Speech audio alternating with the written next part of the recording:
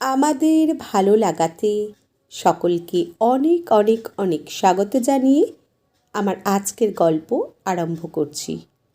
আজকের গল্প কাল শীত পড়বে না। গল্পটি তাহলে শুরু করি। বাতের ব্যথায় দাঁত চিপে কিচেনে খাবার বেড়ে ঘুমের আর ফিটনেস ওষুধগুলো গুঁড়ো করছিলেন রাজীব। এরপর একটু করে জল ঢেলে পেস্ট বানাবেন। রিকের চিৎকার ভেসে আসছিল লিভিং রুম থেকে। কথা অস্পষ্ট, আওয়াজই বেশি। ফ্লোরে রিমোট ঠোকার শব্দ। চেঁচিয়ে বারণ করতে গিয়েও থমকালেন রাজীব। শুধু তো আজই, কাল তো রিক থাকবে না। চোখের জলটা চোখেই আটকালেন। আজ অনেক অনেক বেশি ওষুধ গুঁড়িয়েছেন রিক যাতে আর না জাগে। অনেক খোঁটা শুনে প্রচুর খরচা করে বিয়ের 8 বছর বাদে রিক জন্মেছিল। সবাই মিষ্টিমুখ করেছিল। সারা বাড়ি খেলনায় ভরে গিয়েছিল। অন্নপ্রাশনে 1000 লোক খেয়েছিল। ছেলে হামা দিল না।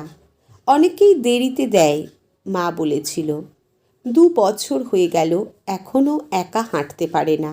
সারাক্ষণ কাঁদে, কথাও বলে না। তোরা এই বয়সে সুন্দর ছড়া বলতিস, মাই আবার বলেছিল। মিতাকে আরও বলেছিল, আমাদের ঘরে এই সব রোগ আছে কোনোদিন শুনিনি। তোমার ঘরে হয়তো জানো কিছু সুস্মিতা? মিতা উঠে বেডরুমে গিয়ে রিককে জড়িয়ে ধরে কেঁদেছিল হাউ হাউ করে। 2 বছর আগে মিতা মারা যাবার আগেও বলেছিল, এবারে আমি মুক্তি পাব, রিককে দেখো। ব্রেন স্ট্রোকে বড্ড কষ্ট পাচ্ছিল মিতা। আয়াগুলো রিকের জন্য থাকতে চাইতো না। 3 পড়লে রিককে ডাক্তার দেখানো হলো, অটিসম। ও বাড়িতে অশান্তি বাড়ল। তুই আর একটা বিয়ে কর, মিতার সামনেই বাবা বলেছিল। ও বাড়িতে আর থাকা গেল না। নতুন ফ্ল্যাটে চলে এসেও মিতা প্রতিদিন কাঁদত। অফিস থেকে ফিরে রিককে ঘুম পাড়ানোর ব্যর্থ চেষ্টা করতে করতে মিতাকে সান্ত্বনা দিতেন রাজীব। ফোনে চাপ আসতো, আর একটা বাচ্চা নে বাবাই, আমাদের দাদু দিদা শুনতে ইচ্ছে করে না? বলা যায়নি, চেষ্টা করেছি কিন্তু নষ্ট হয়ে যাচ্ছে। একেই শুনতে হচ্ছিল, এত লেখাপড়া শিখে বউ ভেরুয়া হলি। থেরাপি শুরু হওয়ার পরে যেদিন রিক প্রথমবার বাবা বলেছিল, অফিসের সবাইকে চা মিষ্টি খাইয়েছিলেন রাজীব। চোখের জলটাও মিষ্টি লেগেছিল। মিতা ফোন করে জনে জনে বলতো, আজ রিকু মা বলেছে, আজ রিক পটি বলেছে। জানো, আজ রিক ওয়াশরুমে গিয়ে প্যান্ট খুলে নিজেই হিসু করেছে। রিক কিচেনে এসে 2 হাতে কান ঢেকে এক নাগাড়ে বলে চলল, খাবো খাবো। আর একটা প্লেটে ওষুধের পেস্টটা রেখে রাজীব বললেন, হ্যাঁ বাবা, চলো টেবিলে। বাতের ব্যথাটা বেশ বেড়েছে। রিককে ওষুধ খাইয়ে নিজেও ওষুধ খাবেন রাজীব। প্রেশার, হার্টের ওষুধ আজ নয়, নিজের জন্য 50টা ঘুমের ওষুধ জমিয়েছেন 6 মাসে। কিন্তু আগে জানতে হবে রিক গেল কি না। তিনি আগে গেলে রিকের কি হবে, সেই ভয়েই না রিককে আগে পাঠানো। চোখের জলটা আর ধরে রাখা গেল না। রিককে চড় মেরেছিলেন সপাটে যেদিন রিক মিতার ঘরে আয়ার সামনে প্যান্ট খুলে নিজের শিশ্নে ধরে দাঁড়িয়েছিল। রাজীব জানতেন রিক জানে না কি করছে, কিন্তু 17 বছরের যৌবনকে লুকোতেও পারছে না। আয়া মাইনে বুঝে নিয়ে চলে গিয়েছিল তৎক্ষণাৎ। শয্যাশায়ী মিতা বাঁকা ঠোঁটে বেঁকে যাওয়া জিভে রিককে বকেছিল, আবার রাজীবকেও বকেছিল রিককে মারার জন্য। রিক দেয়ালে মাথা ঠুকছিল, কপাল ছড়ে গিয়েছিল। তারপর ফিটস হলো, সেই প্রথমবার।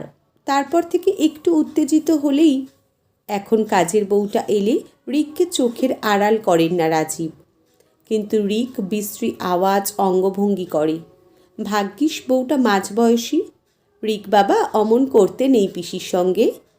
কিন্তু রাজীব জানেন সেটা ওপর ওপর। না দাদা, আমি থাকতে পারবো না, বউটা বলেছিল যখন রাজীবকে জরুরি কাজে ব্যাংকে যেতে হয়েছিল।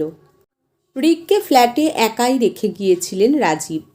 ফিরে সারা ফ্ল্যাটে ছড়ানো সাবান জল মুছেছিলেন। ভাগ্যিস ছেলে গ্যাস অন করে দেয়নি। রাতের খাওয়ার পরেই ওষুধগুলো খাওয়াবেন রিককে। তেতো মুখে ছেলে আর খেতে না চাইলে লাস্ট সাপার। কয়েক বছর আর বাইরে বের করেন না রিককে, ভরসা হয় না। সোসাইটি, রাস্তাঘাটের লোকজন বিরক্তই হয়। সেবার বিজয়ায় হিসু হিসু হিসু করে মাথা খেয়ে নিয়েছিল রিক। মোবাইলটা বাজলো। একটু বিরক্তই লাগলো রাজীবের।